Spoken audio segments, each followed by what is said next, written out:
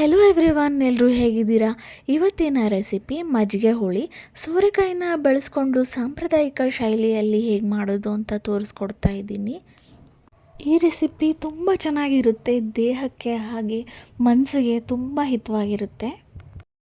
ಬೇಕಾಗಿರೋಂತಹ ingredients: ಕೊತ್ತಂಬರಿ ಹಾಗೂ ಅರ್ಧ ಕಪ್ನಷ್ಟು ಕೊಬ್ಬರಿ, 7-8 ಹಸಿಮೆಣಸಿನಕಾಯಿ, 8-9 ಬೆಳ್ಳುಳ್ಳಿ ಎಸ್ಳು, ಕರಿಬೇವು, ಸಾಸಿವೆ ಮತ್ತು ಜೀರಿಗೆಯನ್ನು ತೆಗೆದುಕೊಂಡಿದ್ದೀನಿ.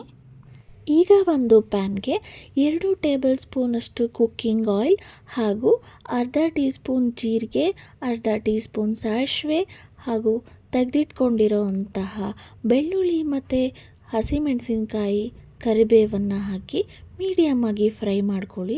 ತುಂಬ ಫ್ರೈ ಆಗಬೇಕಂತ ಏನಿಲ್ಲ. ಇದು ಸ್ವಲ್ಪ ಫ್ರೈ ಆದ ತಕ್ಷಣ ಇದಕ್ಕೇ ನಾನಿವಾಗ ಸ್ವಲ್ಪ ಕೊತ್ತಂಬರಿ ಹಾಗೂ ಅರ್ಧ ಕಪ್ನಷ್ಟು ಹಸಿ ತೆಂಗಿನಕಾಯಿನ ಹಾಕ್ಕೊಂಡು ಫ್ರೈ ಮಾಡ್ಕೊಳ್ತಾ ಇದ್ದೀನಿ. ಇದೆಲ್ಲ ಚೆನ್ನಾಗಿ ಫ್ರೈ ಆಗಿದೆ.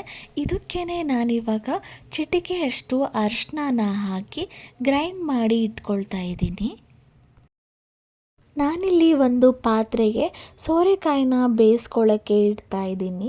ಅರ್ಧ ಲೀಟರ್ ವಾಟರ್ ಹಾಗೂ ಸ್ವಲ್ಪ ಉಪ್ಪಿನೊಂದಿಗೆ ಮೀಡಿಯಮ್ ಹದದಲ್ಲಿ ಬೇಯಿಸ್ಕೊಳ್ಳಿ. ತುಂಬ ಸಾಫ್ಟಾಗಿ ಬೇಯಿಸಬಾರ್ದು. ನಾನಿಲ್ಲಿ ಸೋರೆಕಾಯಿ ತೊಗೊಂಡಿದ್ದೀನಿ. ನಿಮಗೆ ಬೇಕಾದರೆ ಬೂದುಗುಂಬಳಕಾಯಿ ತೊಗೊಳ್ಬಹುದು.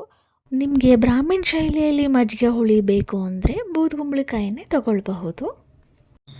ಈಗ ಇದು ಸೋರೆಕಾಯಿ ಬೆಂದಿರುವಾಗಲೇ ನಾನು ರುಬ್ಬಿಟ್ಕೊಂಡಿರೋಂತಹ ಮಸಾಲೆನ ಆ್ಯಡ್ ಮಾಡ್ಕೊಳ್ತಾ ಇದ್ದೀನಿ.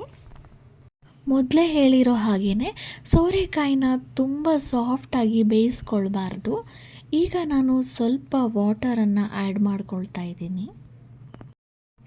ವಾಟರ್ನ ಸ್ವಲ್ಪ ಕಮ್ಮಿನೇ ಆ್ಯಡ್ ಮಾಡ್ಕೊಳ್ಳಿ, ಯಾಕಂದರೆ ನಾವಿನ್ನು ಮೊಸರನ್ನ ಆ್ಯಡ್ ಮಾಡಿಲ್ಲ.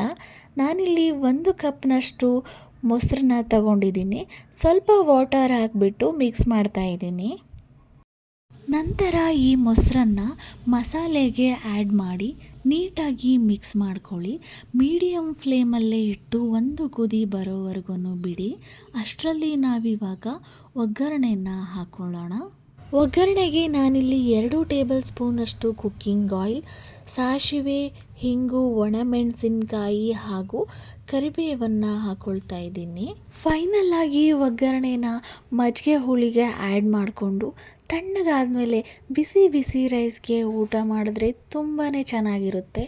ಒಂದೊಳ್ಳೆ ಮದುವೆ ಮನೆ ಶೈಲಿಯಲ್ಲಿ ಟ್ರೆಡಿಷ್ನಲ್ ವೇಯಲ್ಲಿ ಮಜ್ಜಿಗೆ ಹುಳಿ ಬೇಕು ಅಂದರೆ ಇದನ್ನು ಒಂದ್ಸರಿ ಟ್ರೈ ಮಾಡಿ ನೋಡಿ.